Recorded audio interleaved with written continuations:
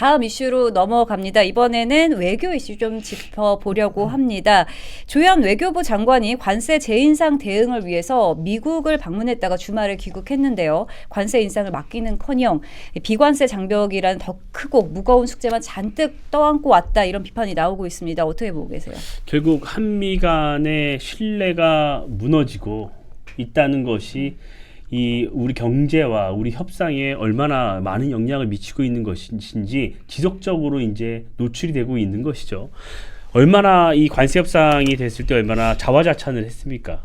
뭐 청와대 대변인 같은 경우에는 뭐 너무 잘된 협상이라서 네. 합의서가 필요 없을 정도라고까지 얘기했었는데 결국 그런데 저는 그렇다고 이 정부가 이 미국에 무조건 납작 엎드리고 미국이 원하는 걸 다 해줘라 이런 의미가 아니에요. 이런 의미가 아니고 본인들이 지금 이 관세 협상 관련해서 이행을 늦추고 투자를 늦추고 그러기 위해서 여러 가지 물밑에서 활동을 하다가 결국에는 미국으로 하여금 불신의 싹을 틔운 거거든요. 아니 합의를 했으면 빠르게 너희가 한다고 했던 대미투자특별법도 통과를 시키고 어디에 투자할지도 같이 논의하고 이런 상황을 후속적으로 해줘야 하는 것 아니냐라고 미국은 바라봤는데 미국 민주당에서는 지난해 11월 법안을 제출해 놓고서는 전혀 논의를 하고 있지 않은 상황이었잖아요.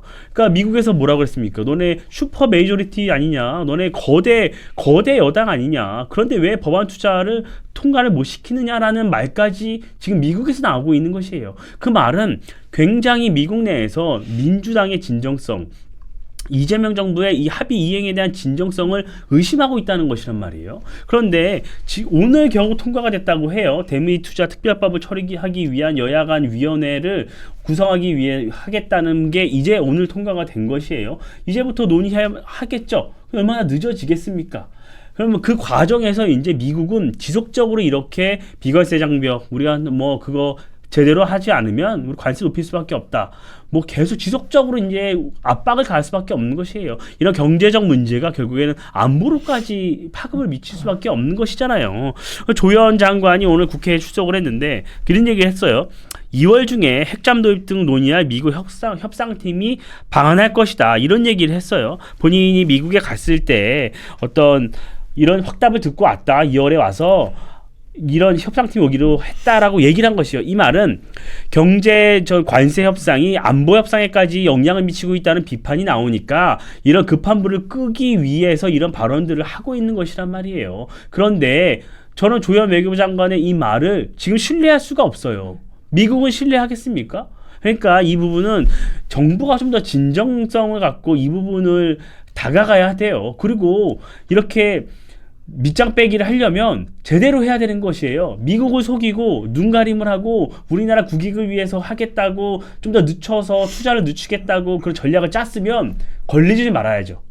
미국한테 걸리지 말아야 되는 거란 말이에요. 그런데 그런 것 하나 미국의 어떤 기류도 정확히 파악하지 못하고 그러면서 한국에서는 우리 전략적으로 늦추고 있다는 식으로 민주당에서는 얘기를 하고 있고 그리고 굉장히 이 과정에서 우리 경제에 미치는 영향이 파급력이 너무 큽니다. 우리 지금 수출 업체들은 얼마나 계획을 어떻게 세워야 될지, 과연 세금을 얼마나 물어야 될지 지금 뭐 알 수가 없는 상황이잖아요. 그럼 투자는 어떻게 하겠습니까? 그러니까 저는 이런 것들을 좀 정부가 면밀히 살펴서 좀 정책을 써야지 결국에는 이 한미 신뢰를 무너뜨리는 방식으로까지 나아가서는 안 된다는 말씀 드리고 싶어요. 네, 말씀대로 좀 우리나라 정부 여당에서 미국과의 약속을 지키려고 노력했다고 보기가 힘든 것이 한미 무역협정 팩트시트에는요. 망 사용료, 플랫폼 규제 등에서 미국 기업이 차별받거나 불필요한 장벽에 직면하지 않도록 보장한다라는 내용이 명시되어 있는데 민주당에서는 계속 온라인 플랫폼법 또 정보통신망법 개정안 등 미국 기업 쿠팡에 직접적인 타격을 줄 수 있는 법안들이 논의되고 있는 상황입니다. 좀 어떻게 보세요? 그러니까 약속의 불이행이라고 하는 것이 이제 투자를 하겠다라고 명시적으로 참 이상한 팩트시트예요. 다시 보셔도 우리나라가 뭘 해주겠다라고 하는 것은 액수까지 단위까지 명확하게 적혀 있는데 미국으로부터 뭘 받겠다라고 하는 것은 정확한 내용이 하나도 없습니다. 그렇기 때문에 참 이행할 게 많은 팩트시트다 쉽게 말해서 협상 자체가 초기부터 물꼬를 잘못 텄다라고 저는 평가를 하거든요. 그런데 일단 약속을 했으면 정부가 협상을 잘했든 못했든 합의된 사안이 있으면 지켜야죠. 그런데 그런 것들이 지켜지지 않았기 때문에 이 불이행이라고 하는 것을 명목으로 다시 재인상 결정을 한 거 아니겠습니까? 관세가 다시 25%로 회귀를 해버렸기 때문에 지금 우리 기업에게 상당한 지금 타격이 되고 있는 것이고요. 그리고 아까 앵커께서 짚어주셨던 바로 그 쟁점. 이 미국에서 어떤 활동하고 있는 그런 플랫폼 기업들, 그러니까 미국에 적을 두고 우리나라에 활동하고 있는 혹은 이제 미국에서 많은 미국 명의의 그런 주식이나 주권을 가지고 있는 그런 기업들에 대해서 우리나라가 차별하지 말라.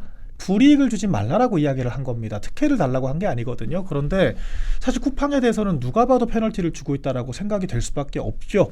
그러니까 기존에 있는 법규에 존재하지도 않는 행정처분이라고 하는 영업정지라고 하는 이야기까지 끄집어내면서 쿠팡을 전방위적으로 압박을 했고 심지어는 이 쿠팡 TF라고 하는 것까지 만들어서 사실상 인민재판을 시도하지 않았습니까? 이에 대해서 몇 차례나 미국이 경고를 했습니다만 총체적으로 무시를 했다라고 하는 거 그런 상황에 대해서 이 정권이 과연 쿠팡에 대한 잘잘못을 떠나서 미국이라고 하는 국가와의 관계 그리고 팩트시트라고 하는 일종의 협약된 내용들을 지키고자 하는 의지가 있었는가 그 신뢰의 문제를 지적할 수밖에 없는 거죠. 이런 건 아무리 국익이 먼저라고 하더라도 우리나라 정부 지금 이재명 정권이 해야 될 약속을 안 지킨 것까지 저희가 옹호할 수는 없지 않겠습니까? 그렇기 때문에 야권에서는 비판이 일 수밖에 없는 상황이라고 생각을 하고요.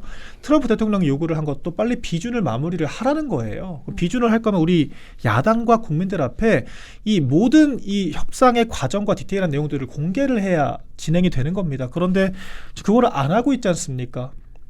특별법 통과도 지금 차일피일 미루고 있기 때문에 결과적으로 지금 문제 해결의 의지가 전혀 보이지 않는 이 민주당의 상황이 정말 큰 문제다라고 생각을 합니다. 네, 사실 뭐 트럼프 행정부 입장에서는 너희가 약속을 어기고 비관세 장벽을 세웠으니 우리는 관세 장벽을 응징하겠다 이렇게 대응하고 있는 것을 보이거든요. 어떻게 보고 계세요? 자초한 것이죠. 그러니까 불필요한 정부의 행보가 논란을 자초했다고 보여져요. 트럼프 대통령을 옹호하려는 건 아니에요. 그러니까 트럼프 행정부, 트럼프 대통령의 이런 변덕스러움 그리고 어떤 국제사회를 향해서 뭐 본인이 원하는 바를 노골적으로 요구하고 공격하고 이런 것이 어제 오늘 일이 아니잖아요.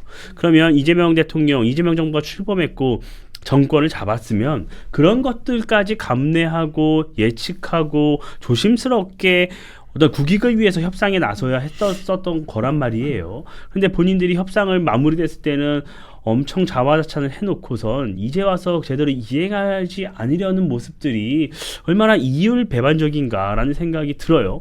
저는 참 웃지 못할 일이죠. 이재명 대통령의 반응이 또 더 재밌었어요. 우리가 다 기억하시겠지만 국회가 일을 안 한다. 국회가 지금 국회 법안 처리 언제 기약할 수 있느냐라고 국무위원들을 호통치는 모습들을 보면서 유체이탈 합법도 이런 유체이탈 합법이 없었죠. 그러고 나서 민주당은 국민의힘이 비준을 요구해서 이렇게 늦어지고 있다는 또 책임을 돌리는 전가하는 모습을 보였고 저는 좀 국민의힘이 지금 약간 저희는 비준을 요구했었어요.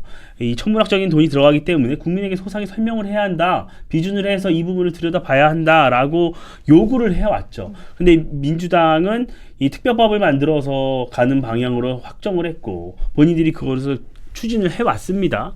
근데 결국 상황이 이렇게 되면서 민주당의 어떤 특별법 처리에 국민의힘도 더 이상 요구를 좀 들어주면서 비준에 대한 요구를 조금 더 하지 않는 상황이 됐는데 저는 국민의힘이 또 너무 빠르게 이런 거 요구를 또 들어준 게 아닌가 그런 생각도 좀 들어요. 저희가 요구할 수 있는 부분들은 좀 더 끝까지 요구하고 이런 트럼프 행정부의 이런 요구들을 지렛대로 더 민주당과의 협상에서 또 이런저런 것들을 더 많이 요구해서 받아낼 수 있지 않았을까라고도 생각이 드는데 또 미국이 저렇게 나오니까 국익을 위해서 국민의힘이 빠르게 이게 협조를 해준 부분이 있는데 그 부분도 조금 아쉬운 대목입니다. 저는.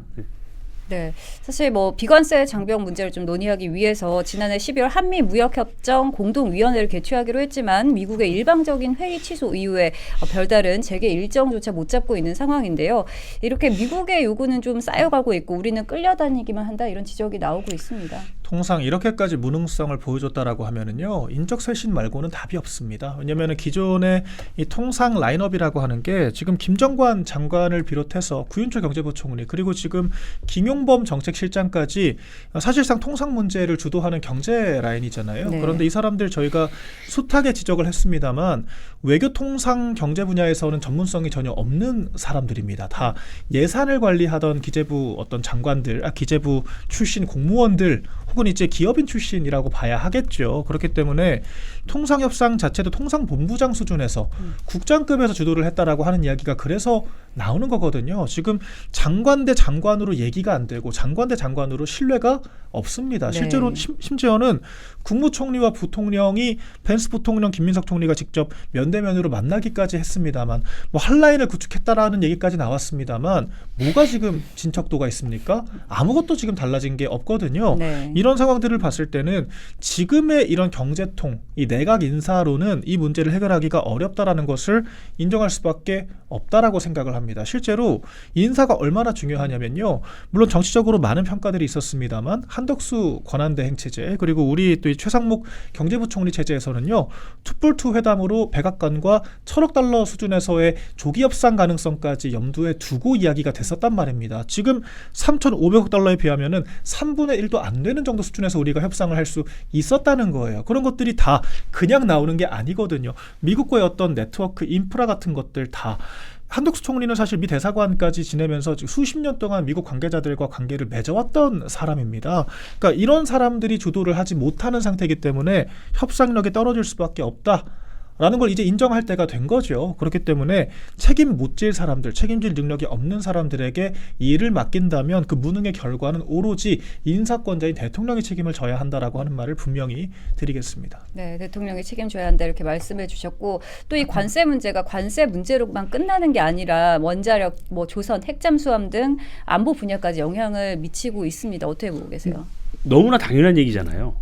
그 미국에게 우리가 허가를 받아서 추진해야 하는 것들이 굉장히 많습니다. 특히 핵잠 같은 경우에는 그 한미 협상이 처음에 진행됐을 때 굉장한 이 현 정부의 성과라고 그렇게 했어요. 네. 홍보를 했죠. 그런데 그게 결국 추진이 완벽하게 되려면 미국에서 여러 절차들이 남아 있는데 그런 것들에 영향을 주지 않는다고 보장할 수가 없는 부분이죠. 너무나 당연한 것이고, 그래서 저는 좀 전에 말씀드렸듯이 그 미국 협상팀이 정말 방안을 할 것인가, 이 부분도 굉장히 우리가 조금 지켜봐야 할 대목이다 이렇게 보고요. 그런데 이런 문제들이 터져서 지금 소방수가 필요한데 정부에는 소방수가 보이질 않아요. 그리고 어떻게 정부 내에서도 자주파 동맹파 나눠서 내부 알력 다툼하고 있고, 조현 외교부 장관이 좀 답답하다는 생각이 드는 게 얼마 전에 또 이런 얘기를 했어요.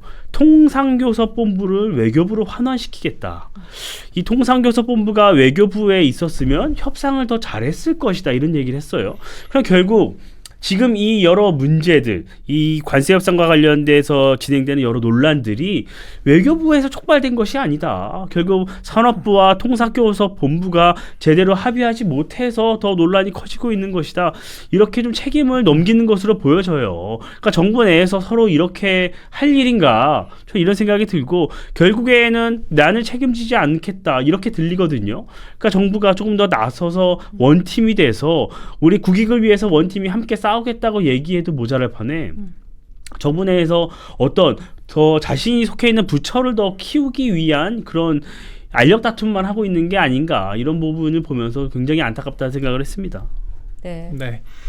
그러니까 지금 결과적으로 결과물을 가져오는 게 중요하잖아요. 그러니까 이게 우리가 뭐 관념론으로 지금 뭐 정치권에 누구 사퇴해라, 사과해라 이런 얘기를 지금 하는 것이 아니라 실증적이고 실질적인 지금 피해가 기업들에게 돌아오고 있다는 겁니다. 그래서 지금 관세 25%라고 하는 것이 지금 제인상이 됐다라고 하지만 다른 지금 국가들 같은 경우에는 15%로 유지가 되고 있기 때문에 가격 경쟁력 자체를 유지할 수가 없는 지금 기업들의 형국이거든요. 더군다나 지금 우리 현대차 같은 경우에는 노조가 로봇 못 드리는 것도 격렬하게 반대를 하고 있잖아요. 2중 3중고를 지금 기업들이 겪을 수밖에 없다라고 하는 거죠. 지금 우리나라가 그나마 반도체 슈퍼사이클 가지고 지금 뭐 주식도 오르고 그나마 국가 경제가 수출 분야에 한정적이긴 합니다만은 일부 유지가 되고 있는 건데 이런 식으로 좀 계속해서 정부발 악재가 기업들을 덮친다라고 하면은요, 기업들이 아무리 노력을 해도 경제가 살아날 수가 없는 겁니다. 그렇기 때문에 정부의 무능의 기업을 발목 잡아서는 안 된다. 이 말씀을 분명히 드리겠습니다. 네, 앞으로 관세 재인상 어떻게 진행될지 협상될지 뭐 일타 뉴스에서도 계속 체크해 보도록 하겠습니다.